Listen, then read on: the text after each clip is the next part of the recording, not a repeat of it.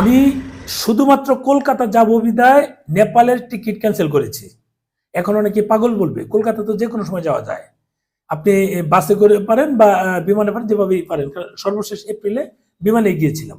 আমি কলকাতা যাবো বিধায় নেপালের টিকিট ক্যান্সেল করেছি, 40,000 টাকার টিকিট ক্যান্সেল করে দিয়েছি, যাইনি। কেন যাইনি?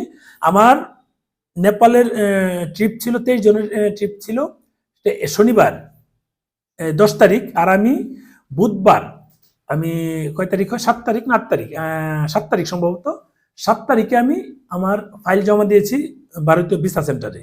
হাইকমিশন থেকে ফোন আসে জমা দেওয়ার জন্য, আমি দিয়েছিলাম, সেটা কিন্তু হয়েছে। বুঝেন বিষয়টা?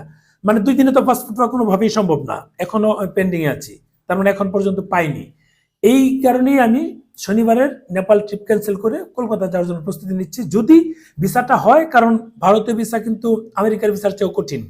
আপনি আমেরিকার ভিসা সহজে পাবেন, ভারতের ভিসা সহজে পাবেন না। আমি নেপালটা অফ করেছি, ভারতের ভিসা দরকার আমার। কলকাতা আমি দুর্বল বলতে পারেন। এর আগে এই এপ্রিল মাসে কিন্তু আমি 7 দিন ছিলাম কলকাতায়, অন্য কোথাও যাইনি। পাল্লাগে আপনি কলকাতার ধরেন মার্কুইজ স্ট্রিট দিয়ে রাতের বেলা হেঁটে যাবেন, এটা কিন্তু অন্যরকম অনুভূতি।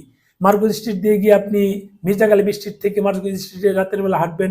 মির্জা গালিব মার্কুইজ স্ট্রিটের মোড়ে যে দোকানটা চা খাই, সেটা তো অনেক লোকে ওখানে জড়ো হয়, বাংলাদেশি যারা আছে। এটা কিন্তু মিনি ঢাকাও বলা হয় বা মিনি বাংলাদেশও বলা হয়, Marquis street, Mirza Ghalib street. এই ক্ষেত্রে আমার দুর্বলতা থাকবেই। চা যে কি স্বাদ! আপনি খালেকের গরুর কালো ভুনা খাবেন, ওরে আল্লাহ! আপনি তো কি বলবো, গরুর কালো ভুনা যে সেই স্বাদ, আপনি এটা এখনো মুখে লেগে আছে। কাজেই আপনি স্ট্রিট ফুড খাবেন, সেখানে পাবেন। এখন আমাকে এসব কারণে দালাল বলেন, কোনো অসুবিধা নাই। আমরা মানসিক শান্তির জন্য সবকিছু করি। আমার ওখানে মানসিক শান্তি লাগে। যেমনটা পাকিস্তান অনেকেই যাচ্ছে, পাগল হয়ে টিকিট কাটছে, যেমন আমি যাব না।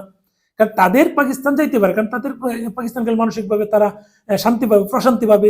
আমি কিন্তু কখনোই কাউকে বলি না যে পাকিস্তান যাবেন না, পাকিস্তান গেলে এই পাকিস্তান গেলে পাকিস্তানের দ্বারা, আমি বলি না। কেন বলি না? কারণ মানুষের একটা মানসিক শান্তি। কিন্তু যে মানুষগুলো আমাকে ভারতের দালাল বলছে, ভারত যাচ্ছে কি সুবিধা অসুবিধা, এই যে পাকিস্তান মুসলিম রাষ্ট্র, ভারত মুসলিম রাষ্ট্র না হিন্দু রাষ্ট্র, ওইসব মানুষদেরকে আমার কথাগুলি বলি যে আপনারা পাকিস্তান কেন যাচ্ছেন, আপনারা কি পাকিস্তানের দালাল? আমি এগুলো শব্দগুলো তাদেরকেই বলি। এখন যদি মুসলিমের কথা বলেন, 35 থেকে 40 কোটি ভারতে মুসলিম, আর পাকিস্তানে কিন্তু তার চেয়ে কম। তার মানে মুসলিমের চিন্তা করলে ভারতে মুসলিম বেশি। এগুলো অজুহাত মাত্র। মানে আমি কলকাতায় যে আমার ভালো লাগে, মানসিক প্রশান্তি। আমাদের ছোট্ট জীবনে যেখানে শান্তি পাবো সেখানে থাকবো। মানুষ অশান্তি পেয়ে কিন্তু কোথাও থাকতে চায়। যেমন আমি চাকরি করতাম, আমার মানসিকভাবে অশান্তিতে ছিলাম, ভালো লাগতো না। আমি চাকরি ছেড়ে দিয়ে নিজের মতো ব্যবসা করছি। এখন এভাবে যদি ডাল ভাত খাই, শান্তি। আমার সারাদিন কাজ করে রাতে গিয়ে ঘুমাই, আরামে ঘুমাই। কিন্তু চাকরি করলে একটা মানসিক প্রেশার থাকতো।